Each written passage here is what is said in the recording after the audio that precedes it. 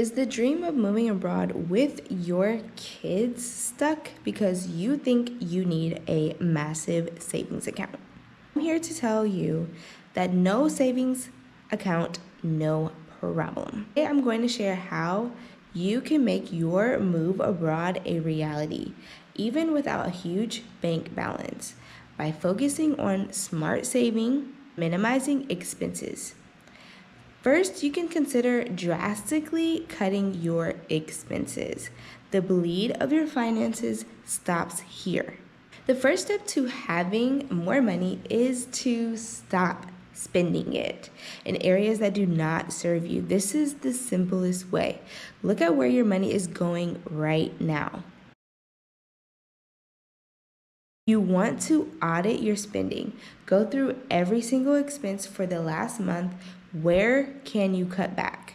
Think subscriptions you don't use, daily coffees, eating out, things like that.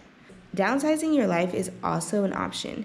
You can move into a smaller place, even temporarily. You can sell furniture, clothes, and items you won't take with you. Every dollar saved here is a dollar for your move, so it's totally worth it. And I want to give a quick tip. Do not wait until the last few months to start selling your stuff. I did that thinking like, oh, 2 months, that's plenty of time to sell my stuff. But you don't realize how much stuff you actually have. And then even though I feel like I was a person that was living kind of minimally to begin with, I still had sentimental things that I needed to think about where I was going to put these things. I didn't want a storage unit, so I had to get a very small couple containers where I was keeping all of my personal belongings that I wasn't taking with me, that I still wanted to keep, and I left with people that I really trusted to not lose it, not throw it away, and not misplace it. So these are all things that you want to think about, and also everything's not going to sell immediately. So I ended up leaving behind a lot of larger items that I could have sold and come up on thousands of dollars. So you want to just sell your stuff. Don't hold on to it. You're not using it, or you can find a different way to do the thing you need to do without using the item that you can sell. You want to challenge yourself to find free or low cost alternatives for entertainment and daily needs. This was never hard for me as someone who I like spending time outdoors. I love free stuff.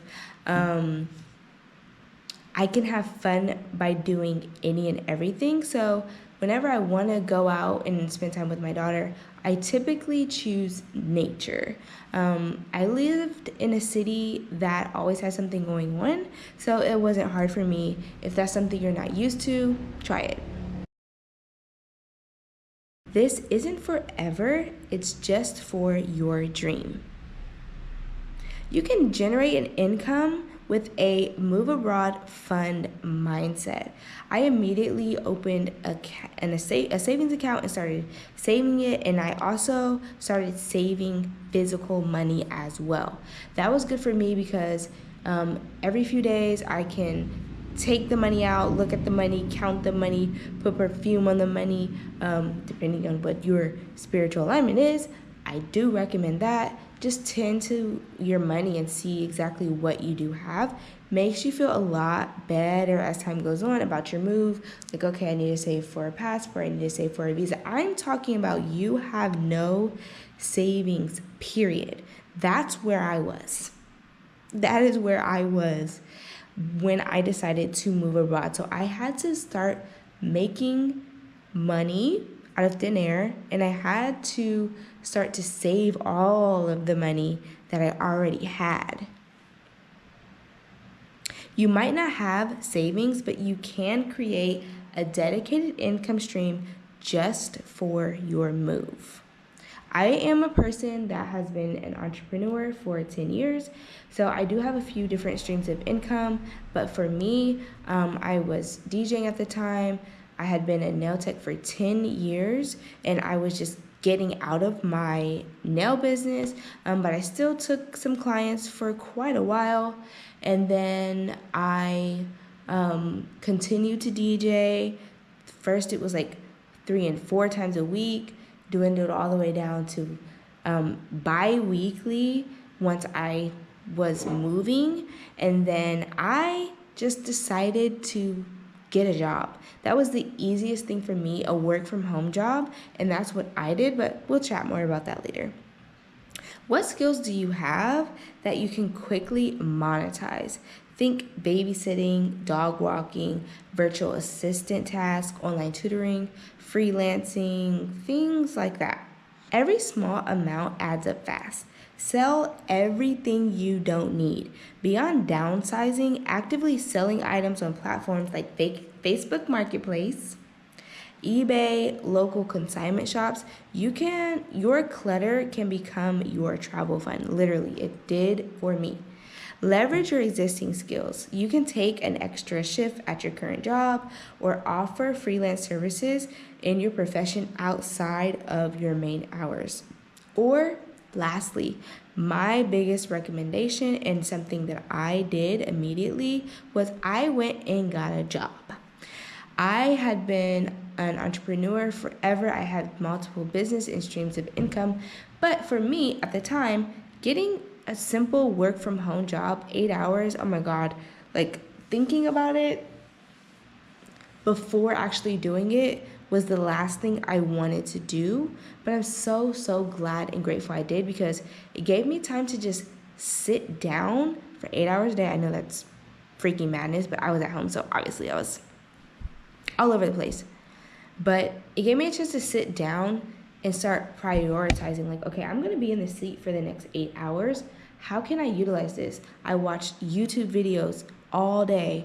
I wrote things down in my journal, and I sat quietly thinking about how I was getting the hell out of here. And it motivated me to continue. Was it easy? No. But was it hard? Absolutely not. I've done way harder things. Being an entrepreneur is way harder than sitting at a desk for 8 hours a day where I was just doing like data processing. It was not hard at all. I actually enjoyed it to a certain extent.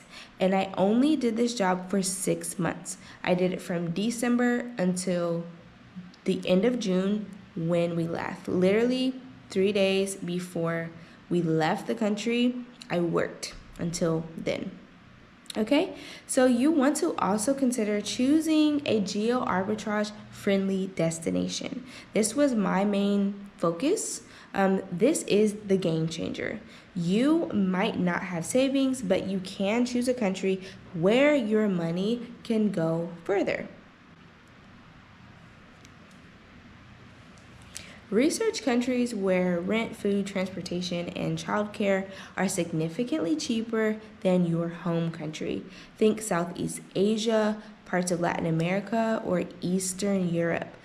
Job opportunities for expats. Look for places with a demand on English teachers, tourism jobs, or digital nomad visas that will allow you to work remotely for foreign companies. You want to know your visa requirements. Prioritize countries that have accessible visa options for work or long-term stays or studying, even if you don't have large proof of funds. Some visas are tied to job security. I would not really be interested in that because to me, there's no such thing as job security. When I was planning my move abroad, I did consider many countries that had free education systems. There are many countries that will allow you to get extended visas in exchange for you to study in this particular country. So that was something I was really interested in, going back to school or just having an extended visa where I didn't have to worry about that or have to extend my visa or pay to extend my visa. In Brazil, they do give visas for 6 months to stay in Brazil and study Portuguese with the intent to move on to your graduate program and or master's. There are so many people that come from all over the world just to study in Brazil. So that's something that I really liked and was highly considering at first. So these are just a few ways you can start to build up your savings plan in order to move abroad. There are also things like work exchanges. You can do remote work. There are ways to ping your system. Do I stand by that, or will I die on a hill about that? No, but people do it all the time. So if you are really like wanting to keep income, you've never made money on your own before, these are great options. Work exchanges or volunteering. It's kind of strange if you have kids, but there are some really appropriate programs out there if you just research them. And then you can always do seasonal or contract work abroad or in your home country. Save your money and then go abroad for 6 months out of the year, a year, however much or long you can afford. Let's talk about traveling lightly and how this can be your new freedom. You can sell your stuff to create your travel abroad fund. And once you do that, you will literally be able to move so much more differently. The less stuff you have, the less it costs to move and the more flexible you can become. Consider backpacking or suitcases only. Commit to bringing only what fits in a few suitcases. Avoid spending extra shipping costs or storage costs and things like that. Of course, if you want to do that, go right on ahead, honey. But I chose not to do that. I sold everything I could possibly sell, and I gave 2 containers to family members that I really trusted and knew they had maybe storage areas, large storage areas in their home, and 1 container wouldn't bother them. So that's what I chose to do. I am now embracing minimalism.